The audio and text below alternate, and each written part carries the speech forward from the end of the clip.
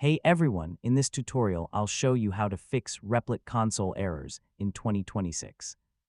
So if your code runs into problems and you're seeing error messages in the Replit console, this guide will help you identify and resolve the issue.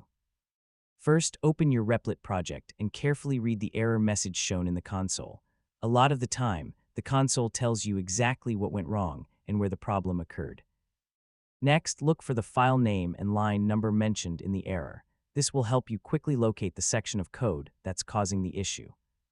After that, review the code around the highlighted line and check for common mistakes such as typing errors, missing brackets, incorrect variable names, or invalid syntax. Finally, once the console is clear and your application runs successfully, test all major features to confirm everything is working as expected. And that's it. Those are the most common ways to fix Replit console errors in 2026. Thanks for watching, and I'll see you in the next tutorial.